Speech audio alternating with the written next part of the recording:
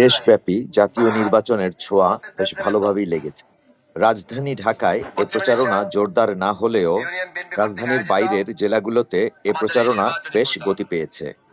ভোলা জেলার সদর উপজেলার সদস্য সচিব জনাব হেলাল উদ্দিন, যিনি কর্মী বান্ধব নেতা নামে বেশ পরিচিত এবং বিতর্কহীন একজন ব্যক্তিত্ব হিসাবে পরিচিত, তিনি আজ ভোলার ইলিশায় নির্বাচনী গণসংযোগে এক আবেগপ্রবণ এবং জ্বালাময়ী বক্তব্য প্রদান করেন, যেখানে তিনি প্রতিহিংসার রাজনীতির পরিবর্তে সৌহার্দ্যমূলক এবং বিএনপির সাথে আগে এবং বর্তমানে যারা শরিক আছেন তাদেরকে দায়িত্বশীলতার পরিচয় দিতে বলেন এবং নিজের কর্মীদেরকে একত্রিত থেকে নির্বাচনী কাজ তারেক রহমানের নির্দেশে এগিয়ে নিয়ে যাওয়ার আহ্বান জানান। 17 থেকে নির্বাচনের জন্য মনোনয়ন করেছেন, নির্বাচন করতে বলেছেন। আমরা ভোলা থেকে সাধুবাদ জানিয়েছি, কিন্তু আমরা ইতিমধ্যে খবর পাই উনি সেই আসনে নির্বাচন করতে চান না। উনি অনেক বড় মাপের নেতা, সেই আসনে এনসিপি এর ডাক্তার যারা শারমিন নির্বাচন করবেন, উনি সেই আসনে এখন আর নির্বাচন করতে চান না। ওনার পছন্দের আসন হচ্ছে ভোলা। তাই আমরা যখন এই খবর পেয়েছি, ভোলার কর্মীরা আজকে তেলে বেগুনের জলে উঠেছে। আজকে এই খবরের সাথে সাথে ভোলার ছাত্র দল, যুব দল, কৃষক দল, শ্রমিক দল সকলে ঐক্যবদ্ধ হয়ে এর প্রতিবাদ করেছে। ভাইরা আমার, প্রতিবাদ এখানেই শেষ হয়নি। আমরা অনেক কিছু তার সম্পর্কে বলতে চেয়েছি। আমরা এখনো সম্পূর্ণ বলবো না তার সম্পর্কে। তার ইতিহাস যদি আমরা ঘাটি, নির্বাচন তো দূরের কথা, গ্রেপ্তার এড়ানোর জন্য ভোলা থেকে পালিয়ে যেতে হবে। উনি শেখ পরিবারের লোক। গত 15 বছর আমরা দেখেছি উনি সরকারি প্রোটোকলে চলেছে।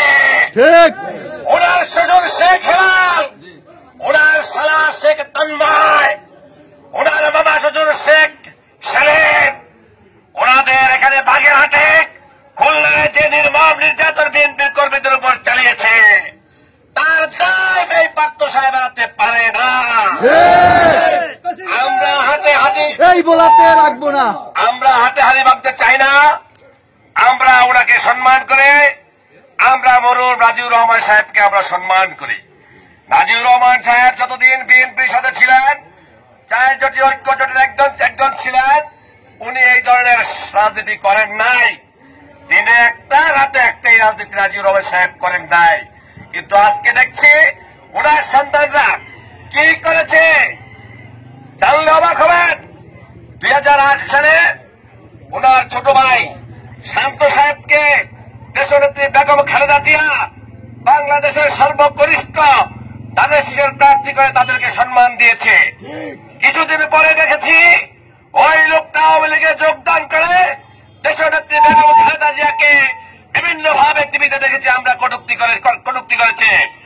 আমরা সেটা ভুলে গিয়েছি। কিন্তু আজকে যখন থেকে আমাদের উপর আবার হাত দিয়েছে, তখন আমরা ফুঁসে উঠেছি। অনেক কথা বলবো, অনেক কিছু আছে, সব কিছু বলবো না। শুধু একটি কথাই বলবো, আপনাকে যেখানে নির্বাচনের দায়িত্ব দেওয়া হয়েছে, আপনি সেখানে নির্বাচন করতে চান। যদি এর বাড়াবাড়ি করা হয়, অনেক কিছু আমরা বলবো আপনাকে ইনশাআল্লাহ। আমরা জানি বাংলাদেশ থেকে হাজার হাজার কোটি টাকা পাচার হয়ে গিয়েছে। আপনারা জেনে রাখুন, শেখ হাসিনা এবং শেখ রেহানার টাকা শুধু বিদেশে গিয়েছে, আর তার পরিবারের সকলের টাকা এই পার্থ সাহেবের কাছে আছে। আমাদেরকে বেশি কাটাবেন না। যেখানে নির্বাচন করতে গিয়েছে সেখানে নির্বাচন করতে চান। আমার প্রতিনিধিত্ব কর্মীবৃন্দ, আপনাদের কাছে আমার অনুরোধ, উনি যদি ঢাকায় জোটের থেকে নির্বাচন করে, আমরা ওনাকে সম্মান জানাবো, ওনার জন্য আমাদের দোয়া থাকবে, আমরা ওনার জন্য প্রয়োজন বোধে সেখানেও কাজ করব।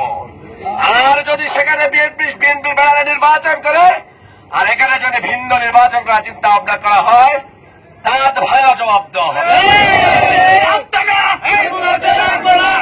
আপনি নির্বাচন করেন, আমাদের কোনো আপত্তি নাই। আপনি গরুর গাড়ির মার্কেট নিয়ে আপনার দল থেকে নির্বাচন করেন, সেটা আপনাকে ঘোষণা দিতে হবে। আমি এখন আর বিএনপি সাথে নেই ইনশাআল্লাহ, তাহলে আমরা বলতে পারি নির্বাচন সুষ্ঠু এবং আমাদের জন্য যা যা করণীয় আপনাকে আমরা সেই ধরনের সহযোগিতা করব। আমি প্রতিবেশী আমাদের যে নেতৃবৃন্দ আছে আপনারা জেনেছেন ইতিমধ্যে এই পার্থ সাহেব বিএনপি সম্পর্কে দত্ত মন্তব্য করেছে। আমরা বলি তার এই মন্তব্য প্রত্যাহার ছাড়া সেই লিস্টের বাড়িতে ঢুকতে পারবে না। আপনাকে ওয়াদা দিচ্ছেন? আমি আপনাদের থেকে ওয়াদা দিচ্ছি। সকলকে ধন্যবাদ। খোদা হাফেজ। বাংলাদেশ জিন্দাবাদ। তারেক জিয়া জিন্দাবাদ। শহীদ প্রেসিডেন্ট অমর হোক। খালেদা জিয়া জিন্দাবাদ। আমাদের প্রিয় প্রার্থী আলহাজ গোলাম নবী আলমগীর জিন্দাবাদ।